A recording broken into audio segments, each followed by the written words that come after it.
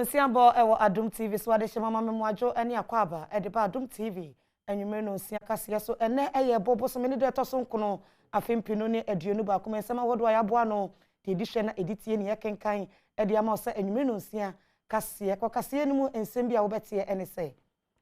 Ghana mampanyi na nada nkwa kufu ado akwa aprobo ewo timantemu ya wakwa akopa food processing factory hontoma ai no ehye one district one factory jumadi a wode betu udwa no ebi ase ewo nkwantado ewo Krachi East mensini ni mu emunchemu bete ewo kasie yi emu yefiri won so a ECG empanifo a wo epoye mantemu e de abetu dwa se enipa bi ekurokura mfidie bi a eye dada kra me kire fake a wode emo manfo se eye mita enya no kure esai wono mu adwuma emunchemu bete ewo kasie yi emu enka ne mampanyi John Dramani Mahama e de atudwa se COVID-19 yade ne ma ne homene so ensu ya mampanyini ene ne panifo eche no kwa ewo maimu ena asai community water project a ewo omayimu ensem weni afoforo bi amanone eka ho edwade eka ho ani gide mu nsem ena mede so mu se nwume no nsia kase don hwere midin e de ekua echa oyi akwa memwajo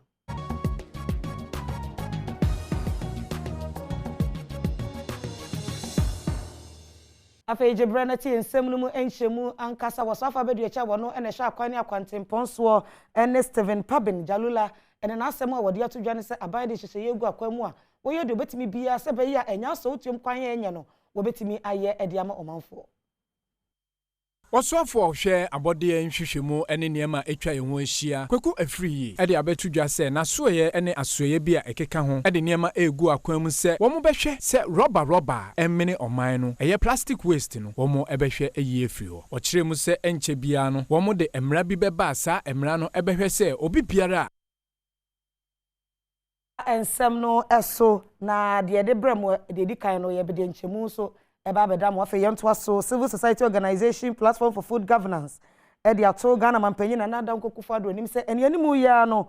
MMDs a wo mo omayimu no wonda wo mo edi se be ya omanfo so ebetimi ehunu ne mpuntuo ebekoso e wo omayimu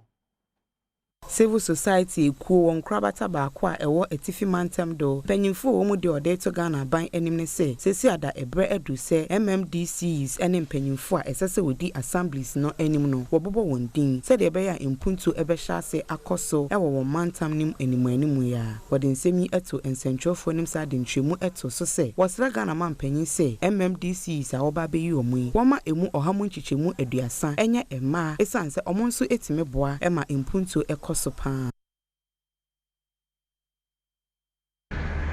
We note with dissatisfaction the President, His Excellency Nana Addo Dankwa Akufo-Addo's decision to keep MMDCs in acting capacity for close to a year and creating confusion in our minds as to whether they are serving their second term as per the provision of Article 2462 of the 1992 Constitution,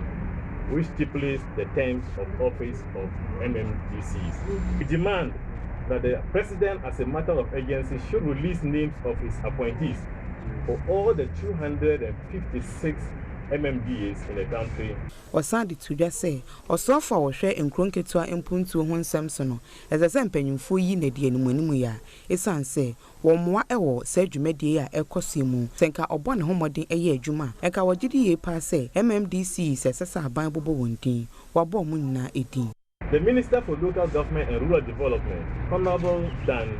Butchie, must be shown the exit for his gross incompetence in this regard. He appears to be sleeping on the job and has presided over the unnecessary and so-called acting capacity of MMDCs. In fact, he appears to have run out of ideas and must make way for fresh hands to do the job. Citizens, including the media, should develop the needed interest in the current state of the assemblies and demand for the right thing to be done. afa yansan enko asoye hwe akwani akwantempon so bio na nhyiemu di ekoso e Pentecost University enya so otuom mmahye bedwani ene hyehye yesebe ya akwani akwantempon ho nsem no obetimi akyerekyere mu ede akyere ne manfo de ekoso e wo ho enie Sense Mudi Amrashibidrenia or and Yasotium a Assemti another so any improving and maintaining infrastructure. I know a aquania, Obefa so anyone how at so as a aquania quantum ponso and himself aquania a woman no ubetimi aye ediama wonomo. Also Fabedi Chawa share aquania quantum ponso Steven Jalula and a BPM, a Wujumedi Nasia would do just say Abani ye do betimi bia Sabeya, aquania what and Yasotium in obetimi aye ediama or mouthful. Na bino upper Abijafua, one Edda Road Fund Board, I know our Shana contractor with the contract ama wonu minano otimi etua won kasabeya adwuma no obetimi aye no wani animu ya ade ama manfo. We all know that the road network is the most important agent when it comes to economic development. We step out of our homes onto roads and it leads us to wherever we go and brings us back. So if you have a poor road network, as we do now, it doesn't help so much. And that is why the ministry is doing all within its power and giving resources to improve the road network and within the Soweto Anya constituency. And wachi ena Emrashibidrenia or enya Sotium Dixon Adomako Kisi a church sentia sensia mudi was sheye okade to aso se wo hwekwan se aso ye sha kwan ne akwantem ponso ebeye wade sedi nyina ediama wo no manfo so dadwena eda won so no eto atwa anya Sotum ya kwan ne infrastructure your form kakra pesi pejemu enti ebe pejemu dia now one of the biggest challenges I wo ensure fire ya kwan a ekoye mfie ene lights wo akwan no ho nti ene due amayen opportunity a yem patemu for eba betie direct from Ministry of Roads and Highway ensise pa eda homayen na afiso yakuma eba from kakra isan say ene no wo dia tudwa say funds a ye de be adwuma no afina emfanse abrewa anakakra eyipuma no efrikwa Oswafa wono ene hye abodie mu nhwehwemu enema etwa ho hye ne nana nemu mekire environment science technology and innovation ene Dr. Kwaku Afriye ene na asem a wode atodwa ene se woni asoye awodo aka no ka abomu se bayi a wobetimi hu kwan wobefa so akra bola ewo man mu na de mfaso kra abro manfo ewo man mu Oswafo hwe abode nhwehwemu ene niema etwa yeho ahia Kwaku Afriye ede abetudwa se na soye ene asoye bi a ekeka ho ede niema egu akwam se wo mo behwe se rubber emmene oman no eye plastic waste no wo mo ebehwe eyi afiri ho okire mu se enche bia no wo mo de emra bi beba sa emra no ebehwe se obi biara wo benum nsu a ewo plastic mu a wo begya ato fom ana se wo be ekohwie rubber egugu miamia ensem fata no sa nipa kroi emra no ene obedi ni nyonyonyo oto se samrei ebehwe se ahyen dodo na amanfo ekofro edekọ mia wono ekọ no sa ahyen so ebenya containers ewo mu a se obi num nsuo awie a wode beto sa ahyen no nkoto ntwere abonten wode sansem we atudwa abra Nestle Ghana Limited ekoma asoye tricycle makomako 20 se womo emfa ensisa rubber amanfo ejejemu egu basa no trotro ye be mra bi ati se trotro no mu se wanfa bibia nsima obi num nsuo trotro mu a ese odi guma be yade asotwen wo homa efie mu no ese ye separation plastics no egu adaka mu na biodegradables ti se bia banche hunu ne bode hunu mu egu adaka foforo na ndade nom ne ade nso egu omode opening pa oda Nestle Ghana Limited Georgios Badaro editor Adom TV enim se de ka omo de sa tricycles yi ekoma asoye ni se wo nsusu ehun se ehun behia se asoye yi ebehia BBC na wo etimi edi sa adwumade na nunti na wo tu sa anamon no. We all have a role to play. We can all be part of this journey. So it's an open invitation to all of us, starting myself, to do that. Director of Pure Water Waste Collectors Association Ensuso ede adisede eto oswafo nenim se wonhwe se wone IGP ene aposifo ebedi nkomo se ne aposifo a woni ginagina kwan mu ada ne da no woni ginom agisika efiom ho no wo mo ebegyae no matimi edi ho ne dwuma problem bakara minister patcho yes a police for no se die anu eden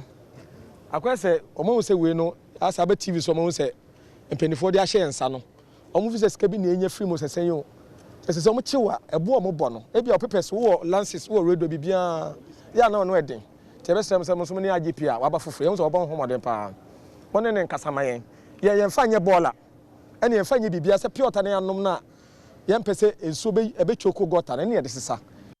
Enjume no nsia kase na ugu so wo hye ewo Adom TV so no meka wo se kase twegu live ewo Facebook YouTube se kra de Adom TV TikTok so ye wo no mo benya bi nso ahye ewo ho ye nto ansam no so ewo hafo mantemu enka ne mampanyi John Dramani Mahama na seda akwansra wo kɔ no ogu so a wo de akopie mu ewo hafo mantemu ye no okakasa wo kasafidie so ene wo de tu dwa se COVID-19 yade ne ma ne hom ne so no aban ensu a wo de chekwa ewo manmu ena ama eka beda wo no mu a ene community water project ahodo nyina ne nyina enye adwuma bi.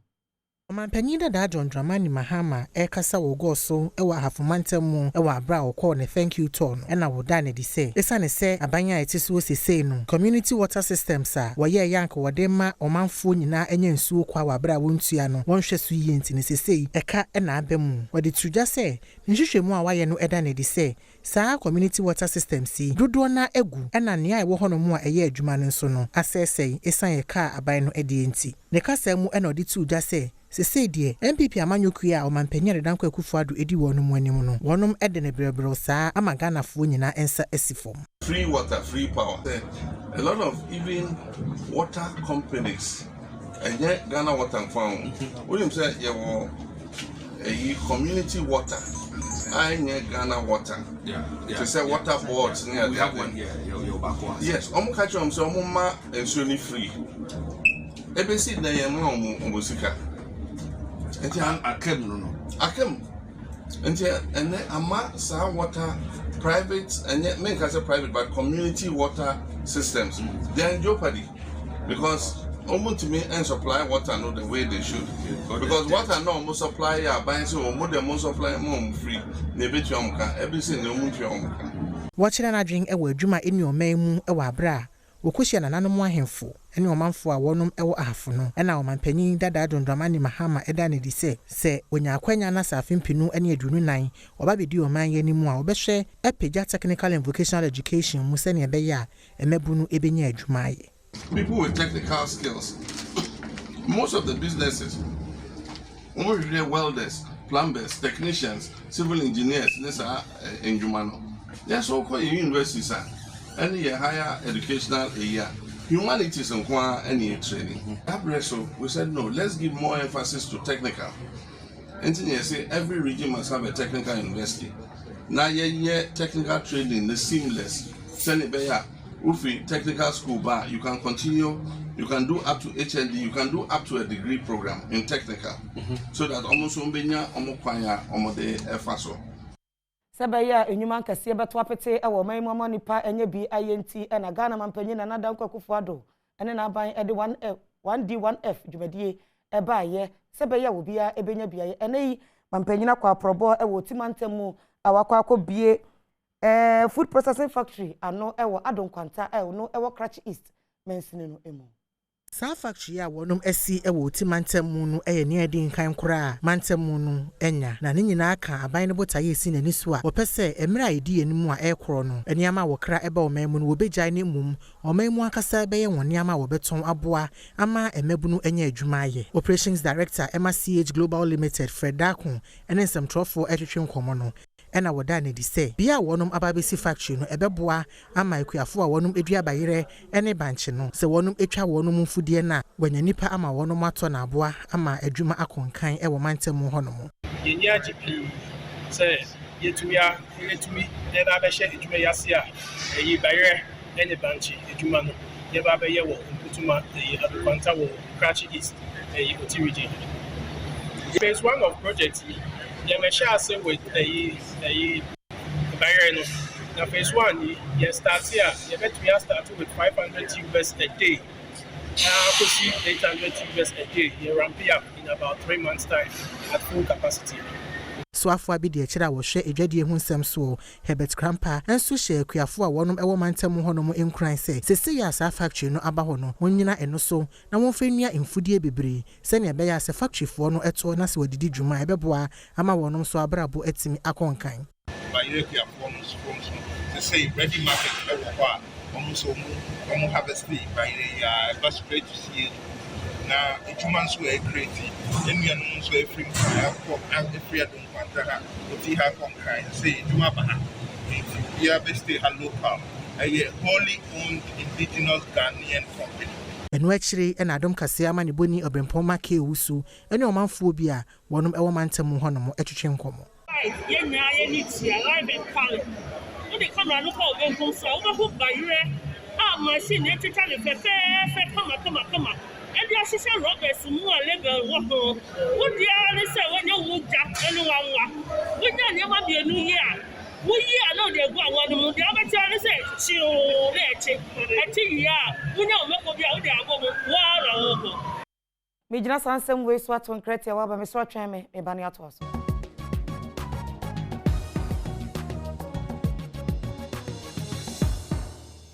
Samu akwa ba bim da se wanya botre atwen me yento ansem no eso. Orally SHS eyesuku bia na wonu madi mfie aduokunu ensia na nka obi di mfie aduokunu ensia nka yenhira nko a wonum ena yesuku a Ghana ha nyina otoso nan ya wanyini pa nkramantemu hanso de wonum ena yesuku a otoso mienu a wanyini ye wokọ suku mu wonum a emofra wosu ya de ho no plastic chair bubu bi ena wonum etete so adan so enye papa emo ma de ne adesua enkoso de sede eto aban ene ne mpanifo enim sese de wosi anyini de anka womra me yesuku ni ye ma wonum na nya ni monyam hye emfama wo. O'Reilly SHS suku bia eya afi apem ahankron ene aduonunum mu ena mpanyimfo esi suku yi esi honoma eye August bosome mu ena O'Reilly school no wonya emfie adwokunsia na emfie adwokunsia akire no sesi ada se ukọ suku ni mu a eniema bebre ena esukufo ehia honoma enkebema wona desua akoyie ewo honom eniema bi te se enkonwa esukufo betena so afi classroom ene niema bi aka sesi ada se ukọ suku ni mu a plastic chairs ena wode afra enkonwa ewo honoma esukufo etena so esua de ebra Adom kase ene esukufo bi kase bi so mo se ohaw be na de abra mo no ensem bi a wodan na di eni ma me say me lazy because we say means mean embu me mo fan try de bia featuring say facing any decks. It's a plastic chair so ba e bet phone na me chi ye me ya sitting poster ni nyenzi me phone na me chi ye me ya and as see a campo at class teachers table and e dey sua de na plastic chains na me tisu enti me hu nsusu aso bebre me chi me hu na e be pon school na me body ni na ye me ya. Se wo hwe O'Reilly school na wona saase esopa nanso esan sempanyimfo ama wani anko ho ntamunti omanfo bi atonsase ne bi asi school ewo ma ebi nso so ede honom aye bia wokonom enubone ti se wi wo honom ne santi esukufo mai bi nsem a woka ne se setomre bi na se wo won dormitory na wifo yi nso aba honom a aya na wo ha won pa esro se omobe ye bibi and where they go to attend the nature's call. That place smells, the stench comes out when we are prepping or we are learning the classrooms. So they be car who much near die, be piano, maybe moon staircase niso. And see a tommy bisana, we close our dormitories with spoons and other stuffs, and we get scared. People will say that they want to put on other stuffs to protect themselves. So down bedders sleeping close to their door, they always move back, and we are so choked there. Yeah, na ye boom if we say it's me prepare at times and so. At a light out 10 p.m. no be more bejina hanum na mo ye nyoma mo ye eto de bi nso so mutimi call el block honum ekonum ehye no mo ye dede hu ni ade emfie de okunu sia de wonu ma che wo students munkeka mo ho na enya wo munkwa ene wo hawo wo ko bagabaga demonstration primary school a eno e wasa ne lugu mensini mu asese ya wo fokora che se enya de bema wo ma akotene school de masua de be sa da ya wo akotene mu no anhye ya na adwire gu wo no so.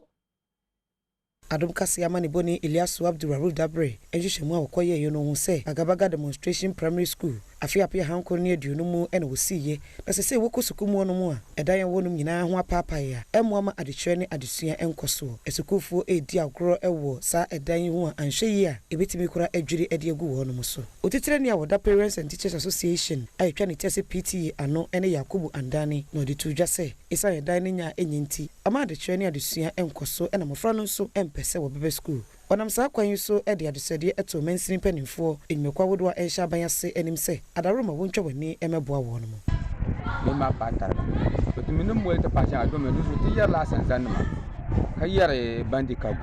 to kwamba monsonte kalete nene wala bambiane lete nene zan chante shikoma apolo me be bambiara ma be ma bopora be pa be kopsen na na pishi na changi ndela shi ko ma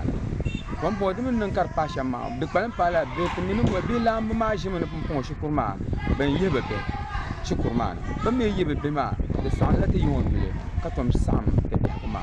be da se nya be yebe ma da million de na be ma to wa ben tunda en wechi na assemblyman or what's the rego abato bro no so isa baba editor dwa se odiga na education service won ya pa se suku ete se esi wonum na wetwi wani e dia ma suku yi ochemu se se ya chechefo be suku ni mu a ochire wondi e won krata mu pe na okwakwata na dua se e je mframa na mofra no so e di agro isanse e dan ye obetere mu osua de no enye papa na hwe yi no kotene mu ana adwiri e de egu wonum eso. The students there, I think no one will wish that your daughter or your son attend school in this particular environment. And I think that is very, very worrying, considering the fact that these are future leaders. And if we should be negligent about the people who will take up the mantle of the country and also spearhead the progress of Sanarago, I think it is very, very unfair. And I think I want to first of all blame the Ghana Education Service, because we are told every teacher should be supervised about his or her work, and the students, their welfare should be paramount in the activities of the Ghana Education Service. The office is just here, and we wonder what exactly they have been doing, even though we have gone there several times with complaints, even letters to that effect. And also to the point, even the PTA will do some estimates and send to them, talking to see whether they can come in and also add up something, because this particular project is not going to be something small. Yemfiri ngomesu ya honsem mu na yemnwura yensem fufuro mu awoswafa wono na sha honini ene ensuo honsem so ene Cecilia Benapa ene wasase ekọ aprobo wo Southern Mansini wo Framantemu a wakwa sheketa water supply rehabilitation and expansion project no ni nyina litirimu pa etachire ene se ebebo na omanfo wo Framantemu ne mpotemu etimi anya nsupa anom. Saketa water supply rehabilitation and expansion project wonom eye wo Southern Mansini mu wo Framantemu no wonom hwe ne mu kwan se wonom etimi yewi a omanfo a wonom ete project potame veme tefle sokwe dabala junction ene emiamia bi eka ho no ebedru afimpinu ene aduasane de na wonom enya nsupa wonom enom ewo honom braswafo a wo hwa ahonedie ene ensuo ho nsem so Cecilia Abnadapa ekobo ntoa ewo empotamu honom no ena wodi nsem bi eto yama ne boni enim assurance ne nyina ne contractors ne consultants ene ye nan ye be ye ntientia ene moa so titru media mo Volta region nam wo ho no wo ba ha enche 1.5 hours no waduru ye besre ye nyina ye mo ho ban ye de ye be koso ne ahodu o mo fit to fire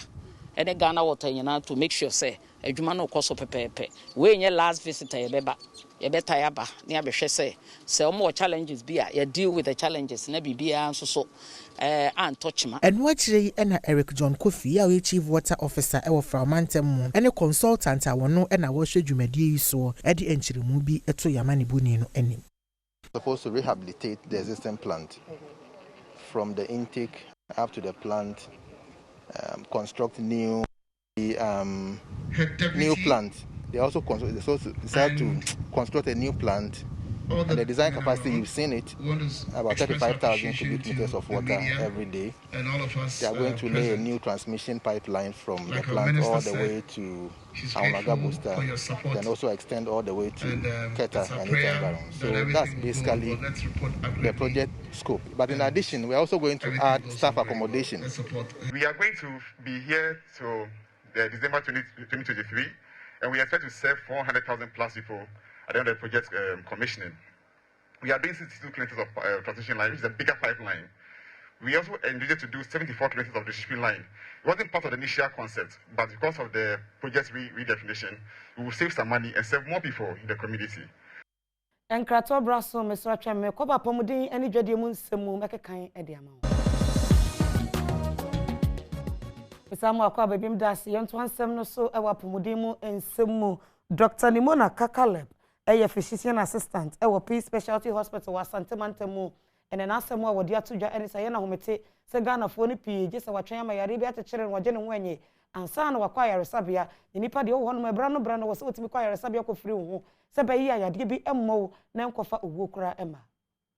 Physician assistant awada P specialty hospital ano efutu ode magana fo nyane se empempi no aya na gana fo pese wo twen eyare ansa na wakohu adokotafo na emom obi biara na pomodin ehuhia no eza se wo jai sa na ema no abri biara se wo honom a bo homoden se wo don ho bekwa kwache dokota se de be ya obehu se de wa pomodin ekọ ewo owidie mu. Part of the world, we have this challenge.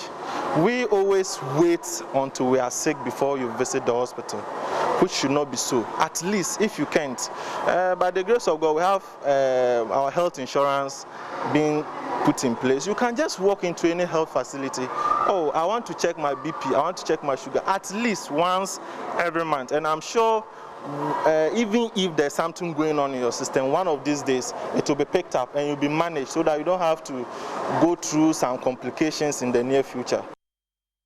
For the Sansemi to a bra, where ye free screening Emma, Ekunaphobia, or Wokumase, now dear foot to Emma Ghana for Nase. The little advice I'll give is hospital call,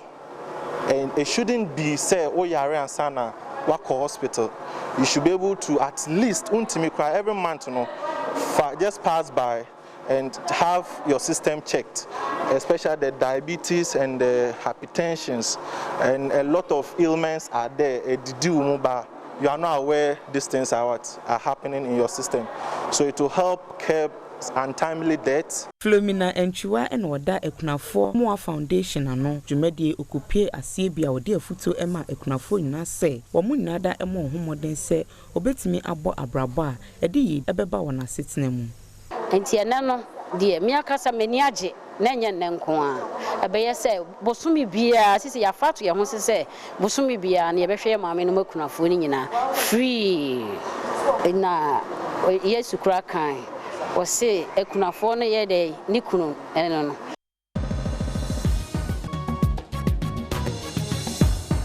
Ojadi mu nsemu Electricity Company of Ghana meche yisi jedwumayeko a wepo ye mantemu e de atodwa se enipa binum ekurokura mfidi a wose eye mita dadakra wode dada omanfo e wepo ye mantemu a emoa adwuma wo ye no enkoso.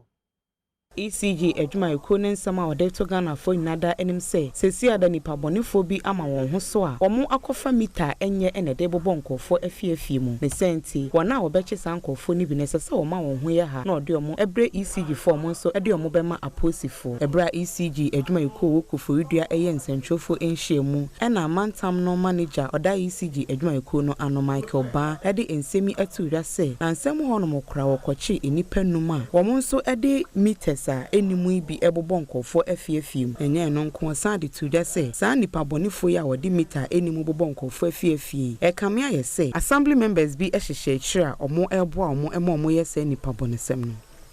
Some unscrupulous people have been making frantic effort to infiltrate our stable distribution network with illegal meters. Such illegal meters are also fake and have been affixed with stickers to appear as though it was coming from ECG. So far, we have arrested 5 suspects, 2 in New Abrim and 3 in Sum districts, who are currently assisting the police in investigations.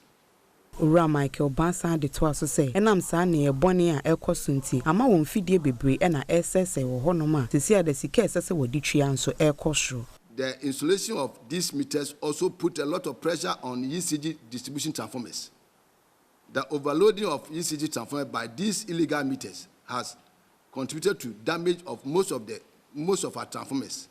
hereby causing huge financial losses to our operational budget. Ebrason Sameton Kramekoba agokansi mu nsem ebeto aso. Adeba agokansi so me vesa vanyo fa lady a job lady. Vezel papa bi na me nsem na brasta enko enfama Potada bell wano NAMT kama ede ema me hidden glow so ena wo ye makeup kama ena yas fabrics so ehye atade na ye konsem no mu dia na hye ne so se eye encheye ena the Black Stars of Ghana womo esi akan nansen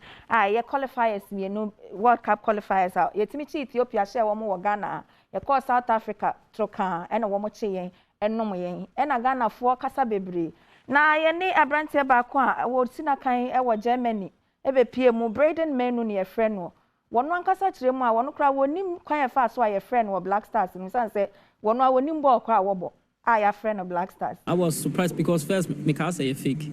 I didn't believe that. When you saw the news? Okay, so how did you receive the news? Obi a friend or catch or you saw it on... Debbie. First of all, Obi friend me, Bernhard.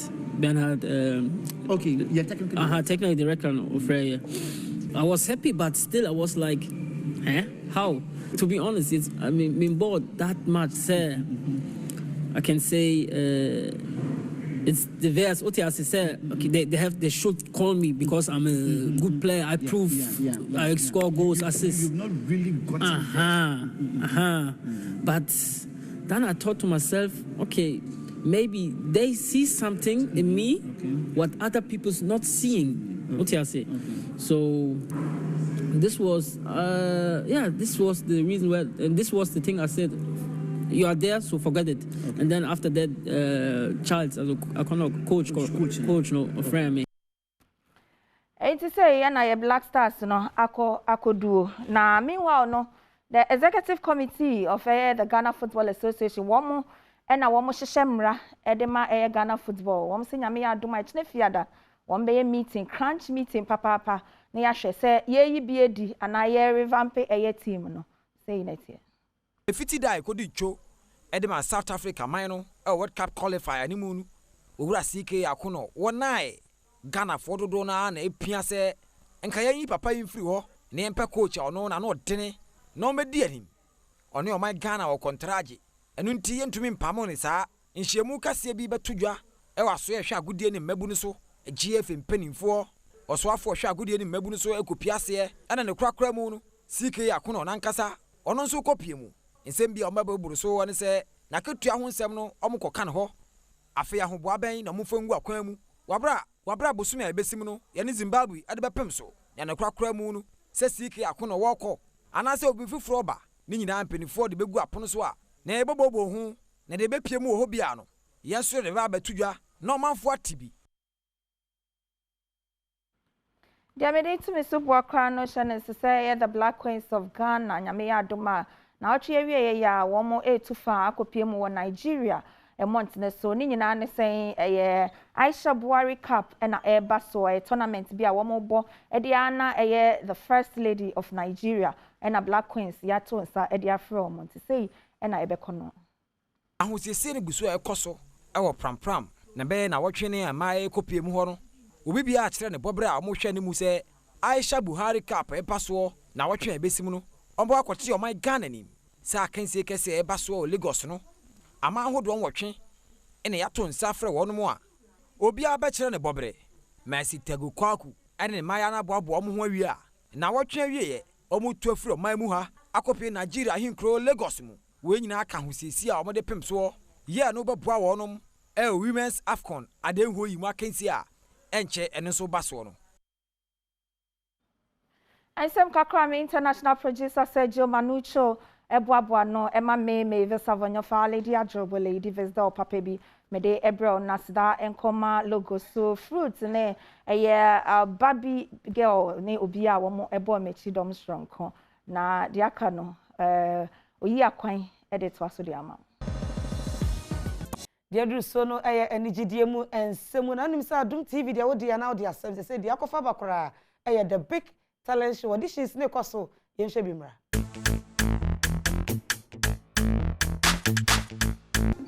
Reading style.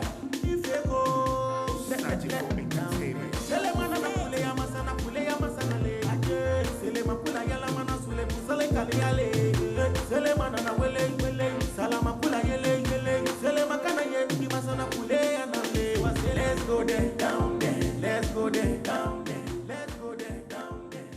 Because Oba Belinda and Wodi Asadi mu ode na ha na brema kwa mama de kase no wasi don hwere se wo fie na wo hwe bi ma mintimi das papa onyame enhira abrabra fiageman any prince wo so wasi edu and yemi producers Barbara and the director mama Irene Bomachidom Sarafina and so eka ho be fruit and ejina camera no wachi ema me papa logo and yes sound e de ema me MC ameda mu nyina se hidden glow ene twi mani fefefe ena gosla fashion ejujui me style kama me din e de akuya echa oyi akwa nyame ma ye chena